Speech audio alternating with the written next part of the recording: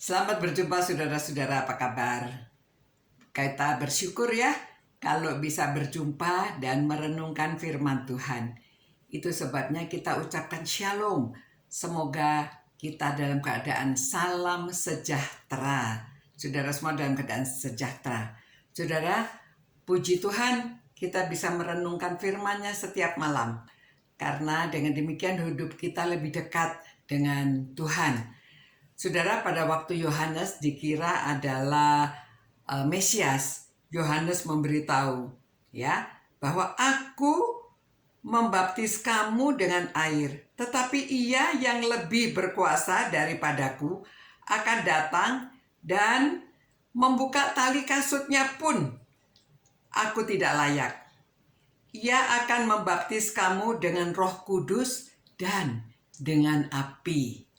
Nah, mungkin kita bertanya-tanya ya, dia membaptis Roh Kudus mungkin saudara sering dengar ya. Dibaptis itu adalah dicelupkan, diselamkan, dibaptis ya, baptizo.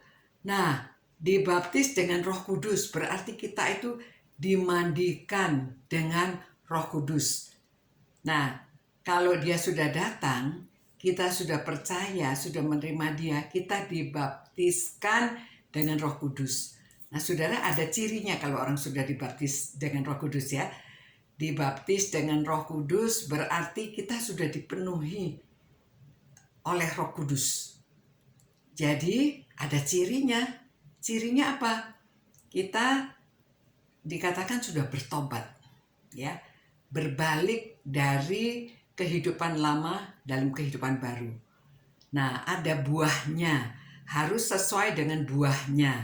Nah, buahnya kalau secara rohani di dalam Galatia kan dikatakan buahnya adalah kita mempunyai kasih, sukacita, damai sejahtera, kebaikan, kemurahan, kesabaran, ya, dan setia, lemah lembut, dapat mengontrol diri. Waduh, itu merupakan buahnya. Dan buahnya juga kita bisa membawa orang kepada Kristus, itu buahnya ya, kelihatan. Kita bisa melatih orang lain, kita bisa membimbing orang lain. Itu kelihatan buahnya kalau kita sudah dibaptis dengan Roh Kudus. Ada karunia-karunia Roh Kudus yang bisa kita lakukan. Nah, saudara-saudara, ini dibaptis dengan Roh Kudus dan api. Wah, gimana dibaptis dengan api ya? Bahwa kita itu on fire, menggebu-gebu gitu ya. Tapi bukan itu. Kalau ayat berikutnya kita baca, dia katakan alat penampi sudah di tangannya untuk membersihkan tempat pengirikannya dan untuk mengumpulkan gandumnya ke dalam lumbungnya. Tetapi debu jerami itu akan dibakarnya dalam api dan yang tidak terpadamkan. Saudara, jadi kita diirik ya. Jadi dengan api dikatakan nanti itu berarti itu masa penghakiman ya. Ada yang mengatakan api itu firman Tuhan, bahwa dia sudah memberikan firman-Nya. Jadi kita harus melakukan firman Tuhan dalam mempersiapkan diri menghadapi hari penghakiman. Nah, jadi ya kita harus setia membaca, merenungkan firman-Nya, melaksanakan.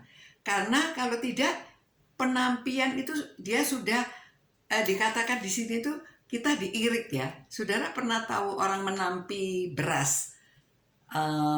Dulu waktu saya masih kecil ya, karena hidup di daerah zaman dulu ya, walaupun hidupnya saya di kota ya, di Surabaya, tetapi orang tua masih menampi ya. Kalau beras itu ditampi ya, ditampi nanti sekam-sekamnya itu bisa minggir saudara.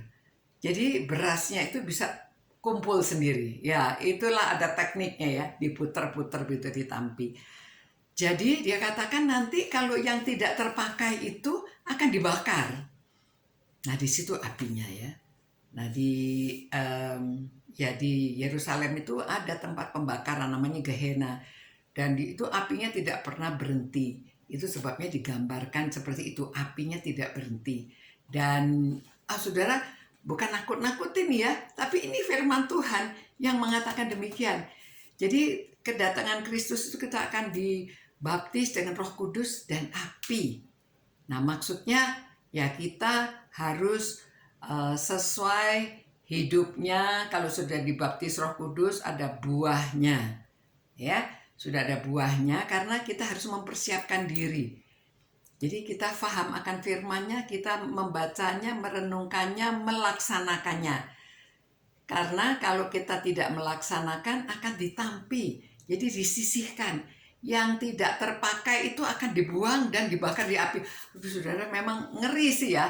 Tapi bukan karena itu, karena pengertian kita, karena pengetahuan kita, itu sebabnya kita selalu merenungkan firman Tuhan dan kita mau menjalankannya.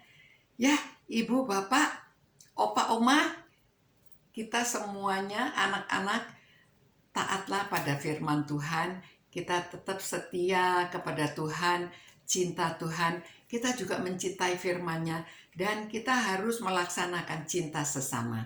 Oke? Ya, mari kita berdoa. Terima kasih Tuhan atas firman-Mu. Biarlah firman-Mu ini memang benar ya Tuhan, supaya kami mau melaksanakan.